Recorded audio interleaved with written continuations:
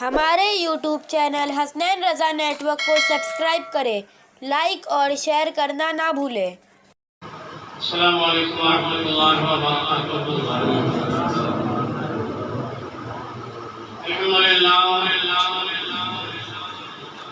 الحمد للہ الذی ابدع الخلق والموت والصلاة والسلام على من كان نبيا وآدم بين الماء والطين وعلى آله وصحبه أجمعين، أما بعد أعوذ بالله من الشيطان الرجيم، بسم الله الرحمن الرحيم،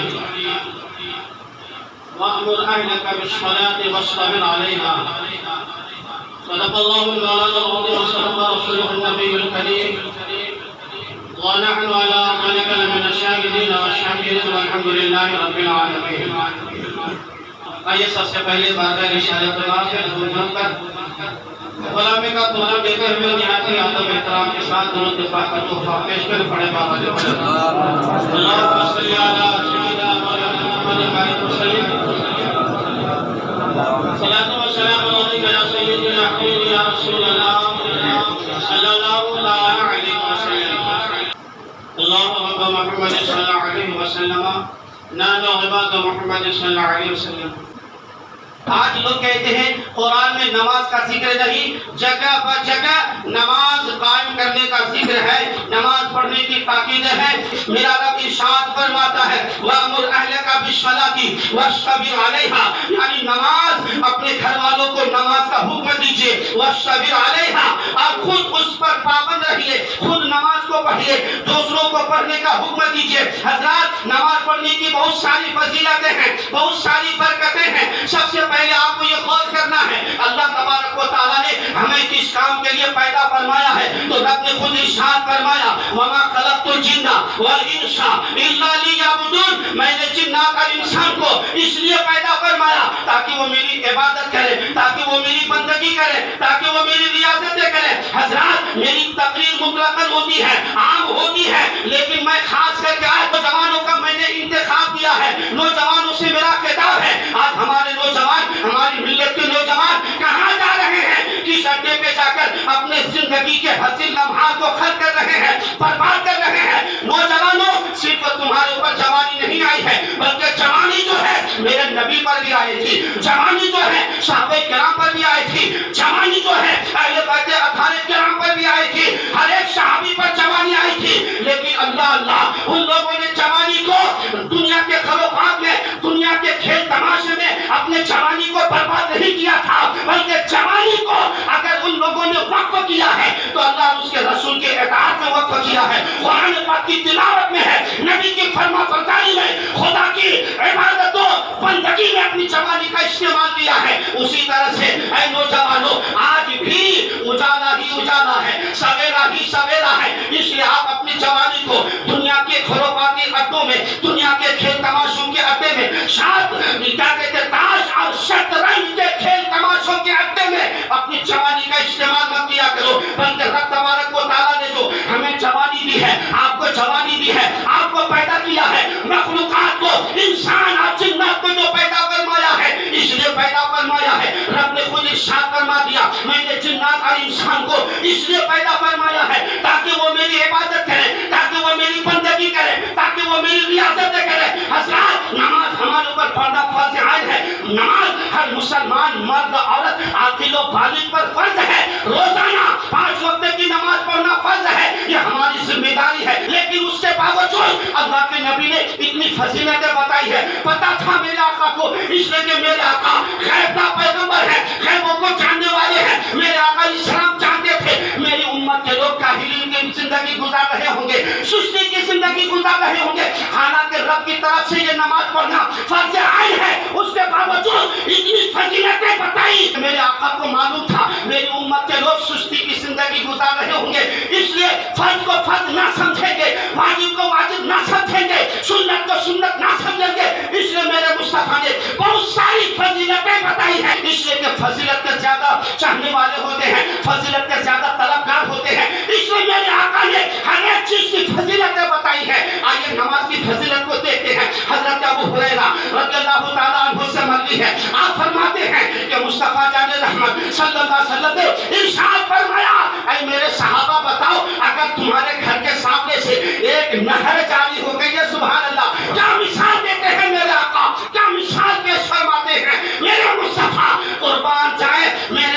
آپ مصطفیٰ کے قدموں پر، مصطفیٰ کے فرمان پر فرماتے ہیں اے میرے صحابہ اگر تمہارے دروازے کے سامنے سے ایک نہر جاری ہو اور روزانہ تم اس نہر میں غسل کرو، اپنے بدن کو دھو، اپنے بدن کو اس نہر سے تر و تازہ کرو، ہل یبقی من درنہ شیء، کیا اس کے جسم پر کوئی میل باقی رہے گی، کوئی گندا باقی رہے گا؟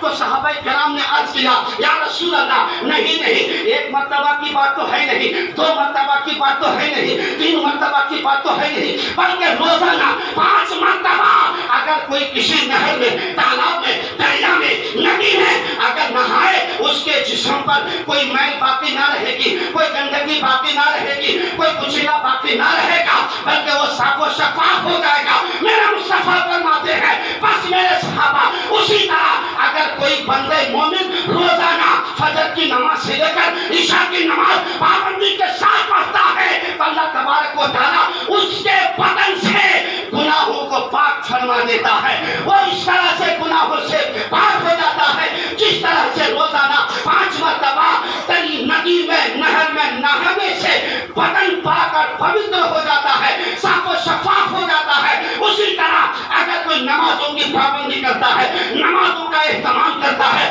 نمازوں کو پڑھتا ہے تو اللہ تبارک و تعالیٰ اس کو گناہوں سے پاک اور صاف کر دیتا ہے، پاک اور پوتر کر دیتا ہے، صاف و شفاف کر دیتا ہے۔ لیکن کون سمجھے نماز کی فضیلت کو؟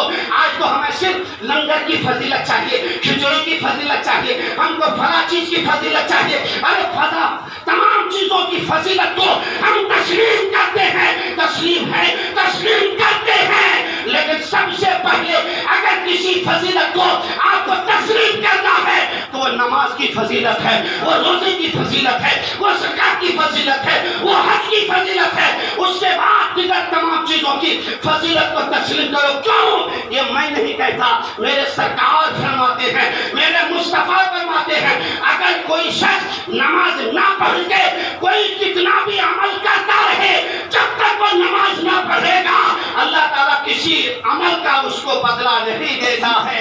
یہ میرے آقا کا فرمان ہے۔ آپ کہاں چل رہے ہیں؟ کوئی خان کے نام سے، کوئی مرزا کے نام سے، کوئی بیگ کے نام سے، فلاں کے نام سے اپنے سینہ کو نکالتے ہیں ہم تو فلاں ہیں، ہم تو فلاں ہیں۔ نہیں نہیں، اسی لیے تو علامہ ڈاکٹر اقبال نے کتنے سال پہلے فرمایا ہے ارے تم خان بھی ہو، مرزا بھی ہو، سب کچھ بھی ہو، یہ تو بتاؤ کہ تم مسلمان بھی ہو۔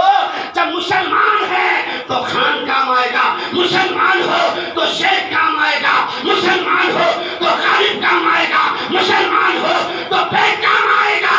اگر مسلمان نہیں ہے تو سب دھرا کا دھرا رہ جائے گا، کچھ نہ کام آئے گا۔ درود شریف پڑھیے، پھر بات آگے بڑھے۔ اللہم صلی علی سیدنا مولانا محمد وآلہ وسلم، صلاۃ و سلام علیک یا رسول اللہ۔ علیکم السلام۔ بات سمجھ میں آ رہی ہے؟ سمجھ میں آ رہی تو کہیے سبحان اللہ۔ نہیں آ رہی ہے تو بالکل آئے گی انشاءاللہ۔ نماز کی فضیلت ہے، سمجھ میں آنے کا مطلب سمجھ رہے ہیں؟ نماز پڑھنا ہے آپ کو۔ کون کون نماز پڑھے گا انشاءاللہ تعالیٰ ہاتھ اٹھائیے؟ سب پڑھیں گے نا انشاءاللہ؟ جو نہیں پڑھ رہا میں ان کی بات کر رہا ہوں۔ باقی الحمدللہ یہ تو علماء کرام، حفاظ کرام کی محبت ہے کہ ہاتھ آپ لوگوں کے ساتھ ہاتھ اٹھا دیتے ہیں، ورنہ میں ان کو کہنے کا حق نہیں رکھتا کہ آپ ہاتھ اٹھائیے۔ یہ ان کا برکت ہے، یہ ان کی محبت ہے کہ آپ کے ہاتھ اٹھانے کے ساتھ یہ بھی اٹھا دیتے الحمدللہ۔ ورنہ یہ نماز پڑھیے، اللہ تعالیٰ نے ہمیں اور آپ کو نماز پڑھنے کے لیے پیدا فرمایا ہے۔ یہ کسی کا فتویٰ نہیں ہے کہ ہم نہیں مانیں گے صاحب، ہم تو فلاں خانقاہ کا فتویٰ مانتے، فلاں کا نہیں۔ یہ کسی خانقاہ کا فتویٰ نہیں ہے، یہ قرآن کا فتویٰ ہے، یہ رب کا فتویٰ ہے کہ میں نے انسان اور جنات کو اس لیے پیدا فرمایا تاکہ وہ میری عبادت کریں، تاکہ وہ میری رعایت کریں۔ یہ نماز کی فضیلت ہے کہ جو روزانہ 5 مرتبہ نمازوں کو پڑھے گا اللہ تعالیٰ اس کو گناہوں سے پاک اور صاف کر دے گا۔ اور آگے چلیے، میرے مصطفیٰ فرماتے ہیں، حضرت ابو ذر غفاری رضی اللہ تعالیٰ عنہ سے مروی ہے، فرماتے ہیں کہ آقا دو جہاں سرور کون و مکان شہنشاہ لامکان صلی اللہ علیہ وسلم سردی کے موسم میں، پتجھڑ کے زمانے میں اپنے گھر سے نکل کر باہر تشریف لے جاتے ہیں۔ آپ دیکھتے ہیں اپنی نگاہ نبوت سے ایک درخت کو دیکھا، اس درخت سے پتے پھر مزید اس درخت کے ایک سوکھی ہوئی ٹہنی کو پکڑا، مزید اس کے پتے جھڑنے لگے۔ میرا آقا نے ارشاد فرمایا اے ابو ذر غفاری کچھ دیکھ رہے ہو؟ حضرت ابو ذر غفاری عرض کرتے ہیں یا رسول اللہ میں دیکھ رہا ہوں پہلے سے پتا جھڑ رہا تھا، لیکن جب آپ نے اپنا دستے نبوت اس ٹہنی سے لگایا ہے تو مزید درخت کے پتے جھڑنے لگے۔ میرے آقا ارشاد فرماتے ہیں اے ابو ذر غفاری اگر کوئی شخص میری امت کا کوئی بھی بندے مومن اگر نماز پڑھتا ہے تو گناہ اسی طرح جھڑتا ہے جس طرح اس درخت کے پتے جھڑ رہے ہیں۔ اس لیے حضرات کون نہیں چاہتا ہمارا گناہ جھڑ جائے؟ کون اپنے آپ کو گنہگار تسلیم نہیں کرتا؟ جو نماز پڑھ کر گناہوں کو جھڑا دے، گناہوں سے صاف اور شفاف ہو جائے، نہیں یہاں تو گنہگار تسلیم ہی نہیں کرتا ہے، زندگی میں نماز پڑھتا نہیں ہے، اگر کوئی مصیبت آ جائے کیا کہتے ہیں امام صاحب نہ جانے کون سا گناہ ہو گیا ہے کہ یہ مصیبت آپ پڑی ہے، یہ پریشانیاں آئی ہیں، نہ جانے کون سی غلطی ہو گئی۔ اور صاحب کے نزدیک نماز فجر پڑھنا کوئی گناہ نہ پڑھنا کوئی گناہ نہیں ہے، صاحب کے نزدیک ظہر کی قضا کرنا کوئی گناہ نہیں ہے۔ ارے نماز قضا کرنا اس سے بڑا کوئی گناہ ہے یہ نہیں ہے کہ تم نمازوں کو نہیں پڑھتے۔ حضرات کہ نوجوانوں تم نماز کے لیے پیدا کیے گئے ہو، تم رب کی عبادت کے لیے پیدا کیے گئے ہو، اس لیے آؤ مسجدوں کے قریب آؤ، مدرسوں کے قریب آؤ، خانقاہوں کے قریب آؤ، عالموں کے قریب آؤ تو تمہیں دین سمجھنا آ جائے گا۔ حضرات آپ کو معلوم ہے ہر انسان، ہر گھر والے، خاص کر کے پیسے والے، ہم جیسے نہیں پیسے والے کی بات کرتا ہوں، آپ نے سنا ہوگا فیملی ڈاکٹر بنا کے رکھتا ہے، آپ کو اچھی طرح بات سمجھ میں رکھتے ہیں فیملی ڈاکٹر، سمجھ رہے نا؟ گھر میں کوئی تکلیف ہو فیملی ڈاکٹر کے پاس جاؤ، اہلیہ کو تکلیف ہو فیملی ڈاکٹر، بچے کو تکلیف ہو فیملی ڈاکٹر، یعنی ہر انسان پیسے والا، خاص کر کے پیسے والا فیملی ڈاکٹر بنا کے رکھا ہے، کیوں؟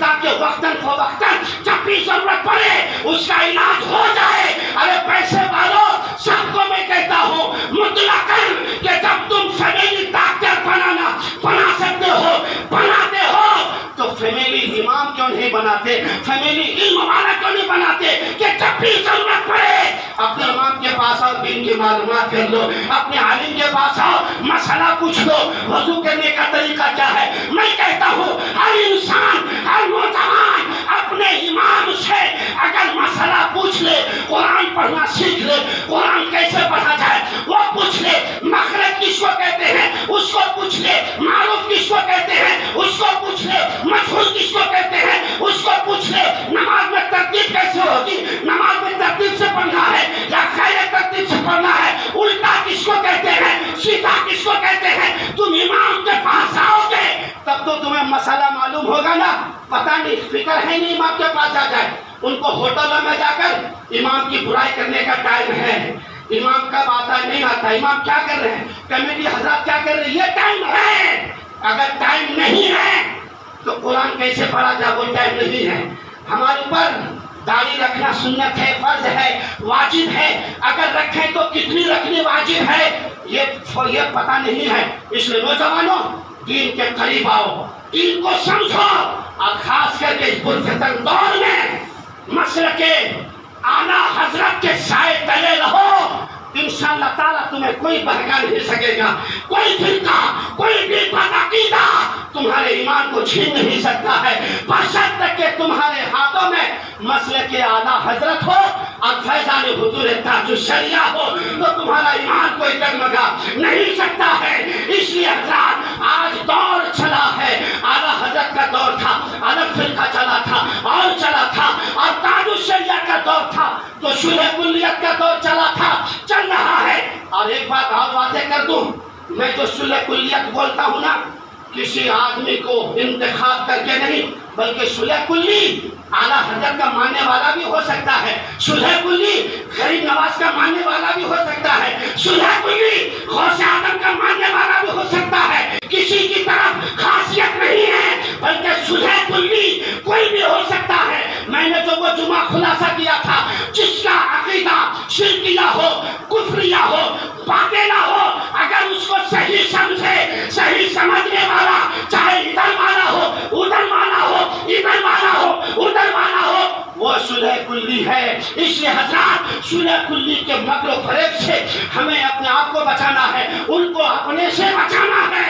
اس لیے ان تمام چیزوں سے اپنے ایمان کی حفاظت کرتے ہوئے مسلک اعلیٰ حضرت کا پابند رہ کر مسجدوں کے قریب آؤ, دین کے قریب آؤ, اپنے امام, اپنے عالم اور اپنے رہبر کے قریب آؤ تو تمہیں دین سمجھ آئے گا اور سمجھانے کا موقع بھی آئے گا. آپ لوگوں نے رہبر سمجھا ہی نہیں. رہبر ہے کون؟ امام ہے کون؟ جب تک مصلی پہ ہے امام, نکل گئے تو غلام. اگر یہ سمجھتے رہو گے تو تمہیں کبھی دین سمجھ میں نہیں آئے گا. نوجوانوں, اگر دین سمجھنا ہے تو ان چیزوں کے قریب آؤ. انشاءاللہ تعالی ہمارا بھی, آپ کا بھی, یہاں بھی بیڑا پار ہے اور وہاں پہ بھی بیڑا پار ہے. اللہ تعالیٰ ہمیں کہنے سننے سے زیادہ اس پر عمل کی توفیق عطا فرمائے. خاص کر کے نوجوانوں, یہ اہل سنت والجماعت کی مدینہ میں فخر ہونا چاہیے تم پر کہ کالونی میں مسلک اعلیٰ حضرت کا پرچار کرنے والا آپ کو امام ملا ہے. سبحان اللہ. میں اپنی تعریف نہیں کرتا, آج بہت سارے اماموں کو میں نے دیکھا کیسا بھی نکاح پڑھا دیتا ہے, کیسا بھی جنازہ پڑھا دیتا ہے, لیکن الحمدللہ میں نے کسی چیز کی پرواہ نہیں کی. اگر میں نے پرواہ کی ہے تو شریعت و سنت کی پرواہ کی ہے. پر پوچھ لیتا ہوں نکاح کیسا ہے, جنازہ کیسا ہے. ایسا امام تم کو ہر جگہ نہیں ملے گا. اس لیے ایسے امام کے شانہ بشانہ چلو تو تمہاری زندگی میں ایک انقلاب برپا ہو جائے گا انشاءاللہ تعالی. وما علینا الا البلاغ المبین.